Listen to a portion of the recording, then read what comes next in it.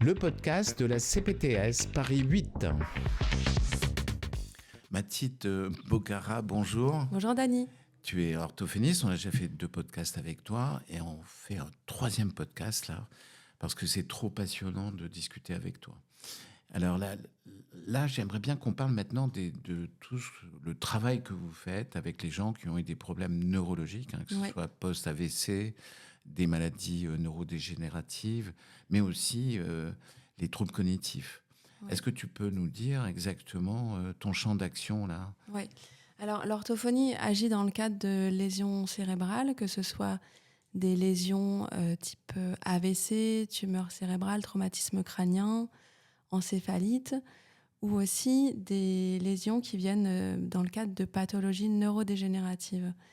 Et le travail en orthophonie ne sera pas exactement le même dans la mesure où, dans tout ce qui est pathologie dégénérative, on accompagne vers des pertes progressives. Donc on a davantage un travail de deuil successif à effectuer. Aussi tout un travail de compensation. Et dans le cadre de pathologies qui soient comme des AVC, des tumeurs, des traumatismes crâniens, encéphalite, on sait qu'on a, dans la plupart du temps, davantage de marge de progression. Disons que le patient va vers une progression. C'est-à-dire, s'améliore. S'améliore. Alors que dans les troubles dégénératifs, dans le cadre dans le cadre de certaines tumeurs cérébrales qui vont être qui ne vont pas pouvoir se soigner, et dans le cadre de pathologies dégénératives, on va être dans un système de compensation et essayer de freiner un maximum les répercussions dans le quotidien. D'accord. Alors moi, je pense à quelque chose que l'on voit nous très souvent en consultation, sont tous ces patients qui se disent « Ah, puis j'ai des troubles de mémoire, je me souviens plus très bien, etc. » avec cette hantise d'avoir un Alzheimer. Ouais. Et donc, c'est très fréquent. Et là, vous pouvez intervenir sur ces pertes de mémoire ? Oui. On travaille sur la perte de mémoire, oui, dans le cadre d'orthophonie. Ce qui est important, c'est que le patient, dans le cadre d'une plainte mnésique, puisse consulter soit son médecin traitant, soit un neurologue, pour essayer d'investiguer un petit peu et essayer de comprendre si ça rentre dans le cadre d'un vieillissement normal ou d'un vieillissement pathologique. C'est quoi la frontière exactement entre les deux ? La frontière peut être fine, mais dans le cadre de pathologies neurologiques et dégénératives, on a un faisceau de plaintes qui ne sont pas qu'au niveau de la mémoire. D'accord.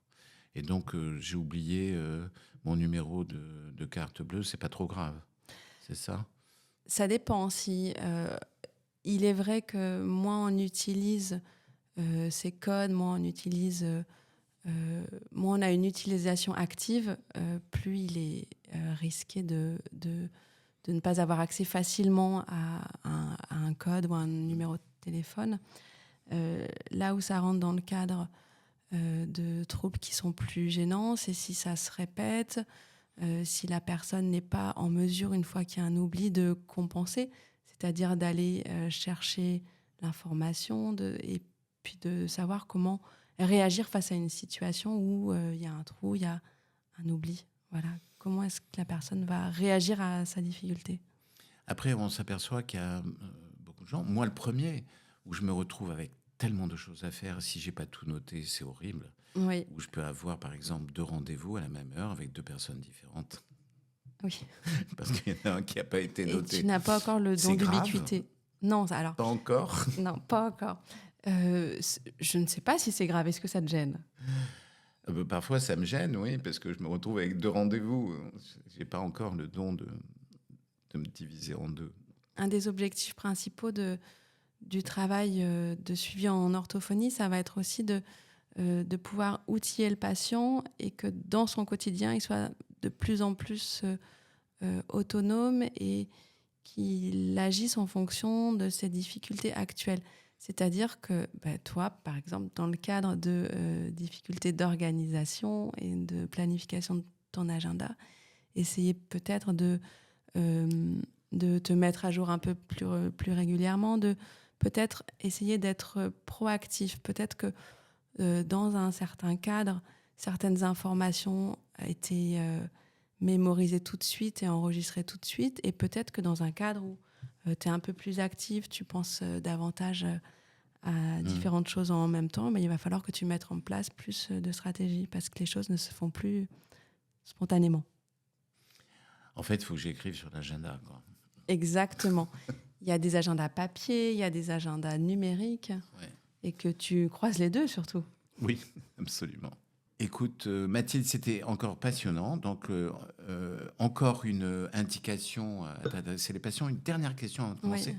Quand tu commences une rééducation en orthophonie, ça dure combien de temps? Ça peut être de quelques jours à quelques années. D'accord. Oui. Oui, en fait, tout dépend du trouble de base, quoi. Oui, tout dépend du trouble dans le cadre de pathologies neurologiques ou dans le cadre Oui. de transition de genre, comme on a vu tout à l'heure. C'est souvent plusieurs mois. D'accord. Souvent. Et pour le bégaiement, par exemple, pour les enfants? Dans le cadre de bégaiement pour les enfants, ce qui est très important, c'est que le bégaiement ne se chronicise pas. Donc, il y a beaucoup de travail d'accompagnement parental. Et c'est un travail qui peut aussi durer plusieurs mois, voire plusieurs années. Merci beaucoup, Mathilde. Avec plaisir.